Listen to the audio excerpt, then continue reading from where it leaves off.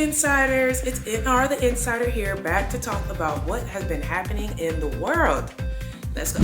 The Black community lost a powerhouse in Jesse Jackson, who taught us that we could be anything as long as we believe that we are somebody and if we remain hopeful. Jesse Jackson's passing was a gut punch to our people. But as always, we continue to push forward and radiate joy whenever we can. Like when Donald Trump is taking L's in the courthouse, or when the Obamas are living their best life courtside, and when Black designers are thriving at New York Fashion Week.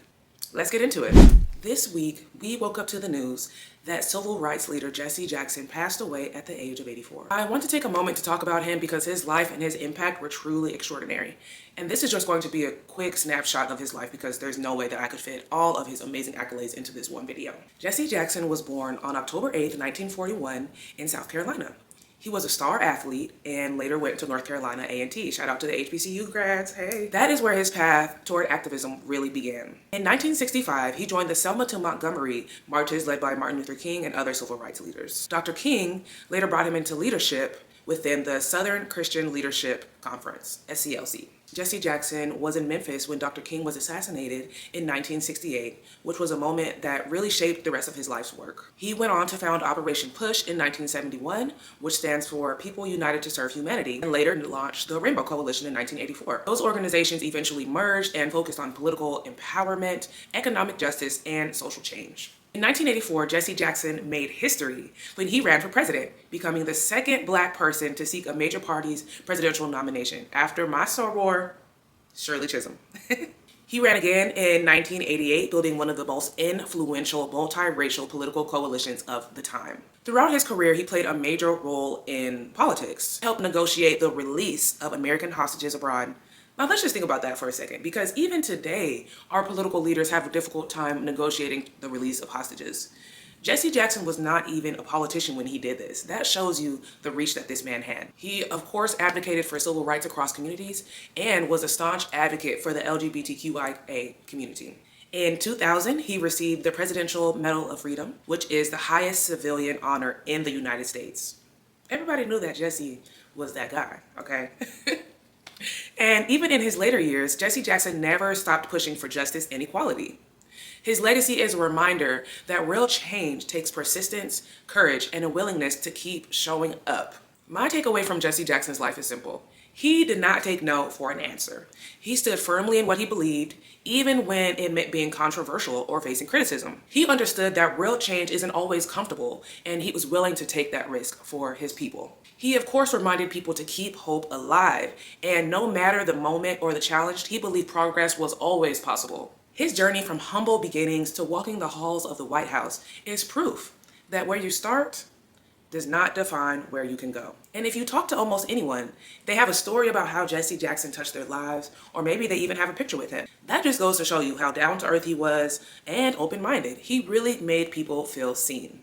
Jesse Jackson lived a long, altruistic life. He was a man of character, strong morals, who believed in the betterment of his people and the country. This is a sad time, but we should be celebrating the life and legacy of Jesse Jackson. Unlike the next person who we have to talk about, who cannot even figure out to accomplish his evil goals, because in America we have checks and balances, and we need to talk about that. This week, the Supreme Court invalidated a bunch of the tariffs that Trump imposed last year on goods from all over the world. It was a 6-3 decision, which means that some of the Supreme Court justices that President Trump himself appointed voted against him.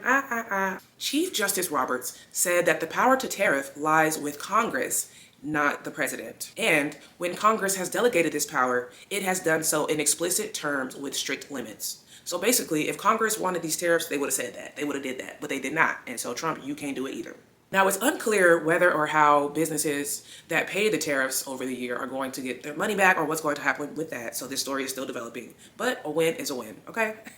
Now, y'all know Donald Trump was salty. He thought he had this decision on lock. But justice prevails. Trump said he was absolutely ashamed of the Republican appointees of the court who voted against the tariffs. Also said they were just being fools and lapdogs and that they were very unpatriotic and disloyal to our Constitution.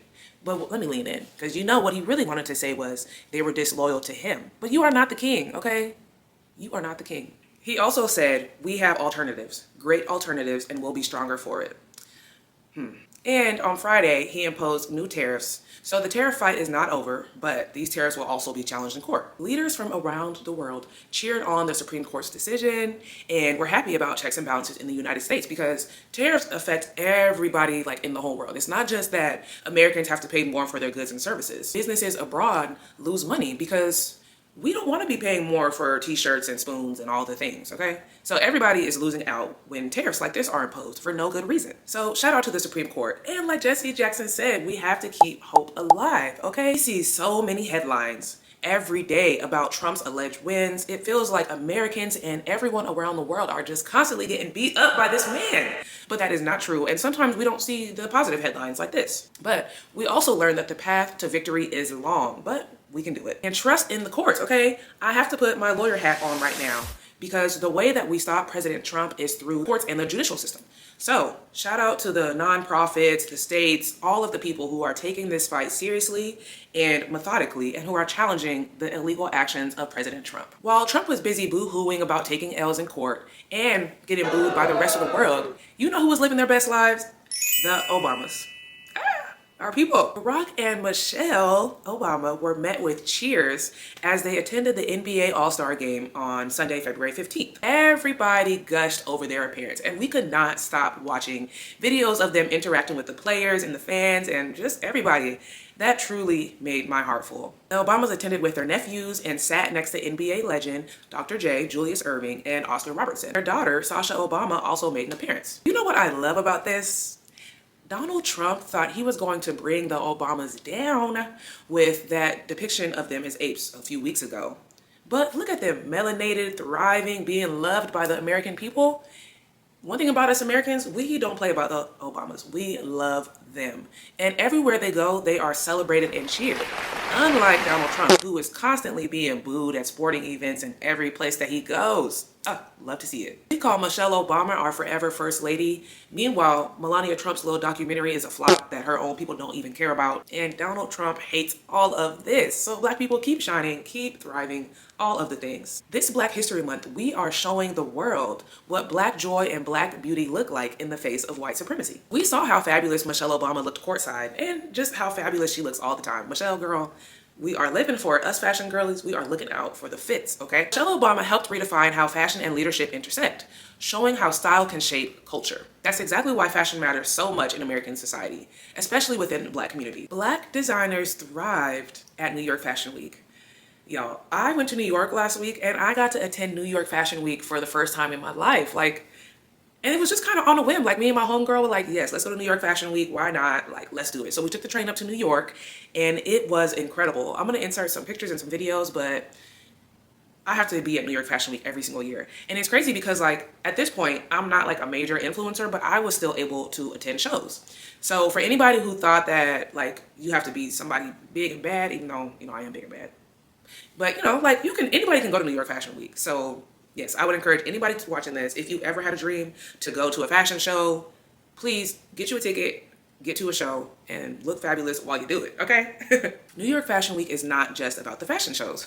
There's also presentations, parties, networking. Like there's so many different aspects to New York Fashion Week that I didn't realize until I got there. The CFDA, the Council of Fashion Designers of America, who owns and organizes the fashion calendar and official New York Fashion Week schedule, dropped the schedule before New York Fashion Week, of course, and it included a few great Black designers, including Sergio Hudson, Laquan Smith, Diatoma, Frederick Anderson, Nardos, and a few more. Although we are excited about all of the Black designers, we need more. We need more.